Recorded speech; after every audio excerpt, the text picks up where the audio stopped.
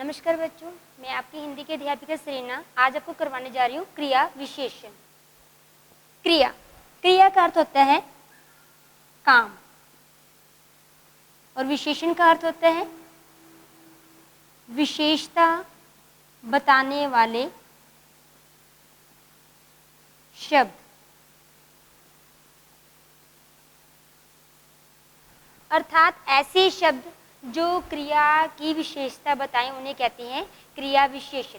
कोई भी काम हम जब करते हैं तो हम देखते हैं कि वो काम हमने कब किया, कैसे किया, तो ये शब्द जो है हमें बताते हैं कि काम किस प्रकार हुआ, इन्हीं हम कहते हैं क्रिया विशेषण। परिभाषा लिखेंगे।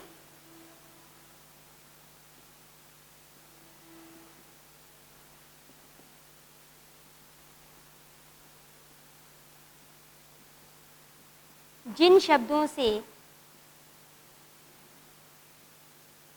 क्रिया की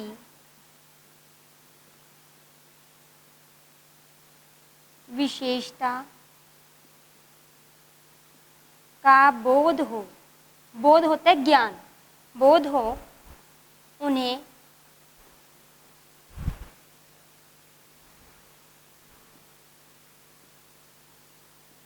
क्रिया विशेषण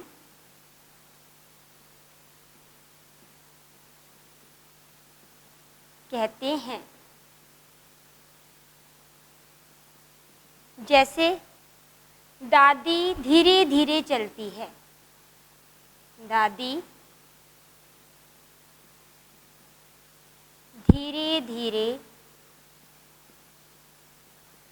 चलती हैं। अब यहाँ पर धीरे धीरे जो काम है, चलने का काम हुआ है, कैसे हुआ है? धीरे धीरे। तो धीरे धीरे जो शब्द है वो क्या है? क्रिया विशेषण। इसके भेद हैं, कितने भेद हैं इसके? 4 भेद हैं। पहला है कालवाचक क्रिया विशेषण। कालवाचक क्रिया विशेषण, जिन शब्दों से हमें पता चले कि जो क्रिया है वो कब हुई है। काल हमें बताता है समय, काल का अर्थ क्या होता है? समय। तो काम कब हुआ, यहाँ पर आप कब लिख सकते हो जिससे आपको पता चल जाए कि ये कौन सा विशेषण है। जब कब शब्द का प्रयोग हो और उसे उत्तर हम लिखें तब हम कहते हैं कालवाचक क्रिया विशेषण। कब के उत्तर में क्या लिखेंगे? जो काम है मैंने सुबह किया, शाम को किया, प्रतिदिन करता हूँ, तो इस तरह के शब्दों का प्रयोग हम किस में करते हैं? कालवाचक क्रिया विशेषण में करते हैं। कौन कौन से शब्द हैं? सुबह, शाम, प्रतिदिन, हमेशा। तो इस तरह के जो शब्द वाक्य में जब प्रयोग किए जाएं तो हमें बताते हैं कि कालवाचक क्रिया विशेषण का यहाँ पर प्रयोग किया गया है। दूसरे नंबर पर है स्थानवाचक क्रिया विशेषण।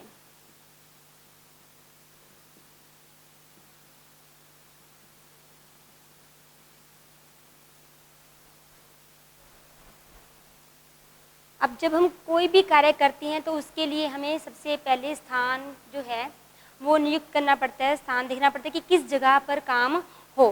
ठीक है, ऊपर कर रहे हैं काम, नीचे कर रहे हैं, दाएं कर रहे हैं, बाएं कर रहे हैं। ठीक है, इन शब्दों का प्रयोग हम करते हैं तब हमें पता चला कि हमने कौन सा क्रिया विशेषण प्रयोग किया? स्थानवाचक क्रिया विशेषण। इसके लिए हम जो प्रश्न पूछते हैं वो होता है कहाँ। इधर, उधर, ऊपर, नीचे, इस तरह के शब्दों का जो है वह स्थानवाचक क्रिया विशेषण में प्रयोग किया जाता है। उसके बाद है परिमाणवाचक।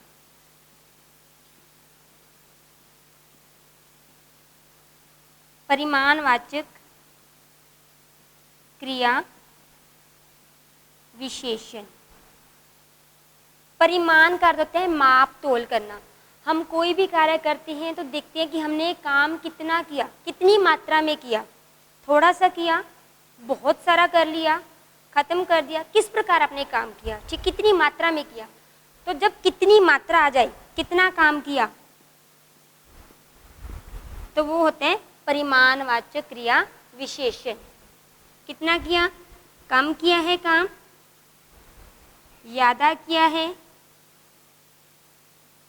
बहुत, तनिक। इस तरह के जो शब्द होती हैं जब हम वाक्य में प्रयोग में लाते हैं तो वो होती है परिमाणवाचक क्रिया विशेषण। इसके बाद है रीतिवाचक क्रिया विशेषण।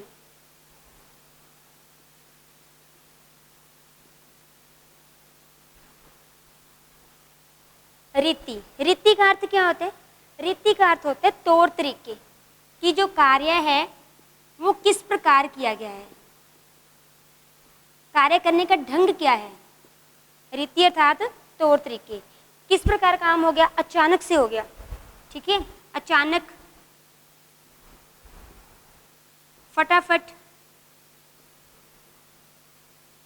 ठीक है। तो किस प्रकार काम हुआ है वो होते रीतिवाचक क्रिया विशेषण। तो जो क्रिया विशेषण है इसे हम अवयव शब्द भी कहते हैं। अवयव होते हैं अविकारी, जिनके ऊपर संज्ञा, सर्वनाम, लिंग, वचन का कोई भी प्रभाव नहीं पड़ता। जैसे एक उदाहरण दूंगी आपको, दादी धीरे धीरे चलती हैं, तो यहाँ पर अगर हम दादी की जगह पर दादाजी लगा दें तो भी जो धीरे धीरे शब्द है वो चेंज नहीं होगा, उसमें कोई भी परिवर्तन नहीं होगा। तो क्रिया विशेषण चाहे आप लिंग बदलो, वचन बदलो, लेकिन जो क्रिया विशेषण है वो कभी भी नहीं बदलेगा। धन्यवाद।